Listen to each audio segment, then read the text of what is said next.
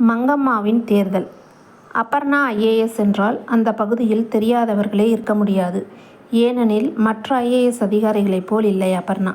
மிகவும் எளிமையானவள். யார் வேண்டுமானாலும் எந்த நேரத்திலும் உதவி கோரி அபர்ணா வீட்டு கதவை தட்டலாம். அரசாங்க அதிகாரியாக நேர்மையாக பணியாற்றுவதில் அபர்ணாவுக்கு நிகர் யாரும் இல்லை எனலாம்.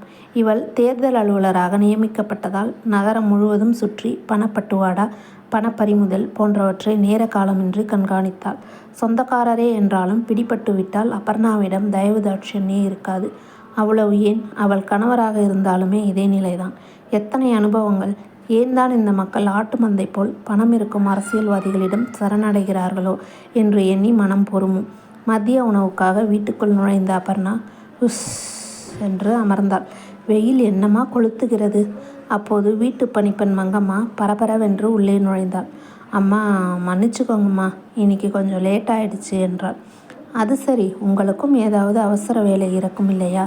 இதுக்கு எதுக்கு மன்னிப்பெல்லாம் கேட்டுக்கிட்டு போய் வேலையை பாருங்க மங்கம்மா என்றாள். அது இல்லைம்மா, நாளைக்கு தேர்தல் இல்லையா? யாருக்கும் தெரியாமல் ஓட்டுக்கு பணம் கொடுக்குறாங்கன்னு நியூஸ் வந்துச்சு. என்னோட புருஷன் அந்த பணத்தை வாங்கியே ஆகணும்னு நிற்குது. நானும் எவ்வளவோ போராடி பார்த்தேன். நம்ம ஓட்டு விற்கிறதுக்காம கை நீட்டி பணத்தை வாங்கிட்டா மனசாட்சிக்கு தவறாமல் ஓட்டு போடணுமே. நமக்கு எதுக்கு அந்த பொழப்பு?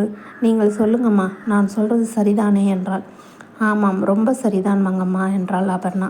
ஆனால் என் புருஷன் என்ன சொல்கிறார் தெரியுமா? அவன் என்ன அவனோட வீட்டு பணத்தையா தூக்கி கொடுக்குறான்? நாம் கட்டுற வரியைத்தானே இப்படியெல்லாம் அரசியல்வாதிங்க தராங்க. இதை ஏன் நாம் வாங்கக்கூடாது அப்படின்னு சொல்கிறாரு. நான் கராராக சொல்லிவிட்டேன்.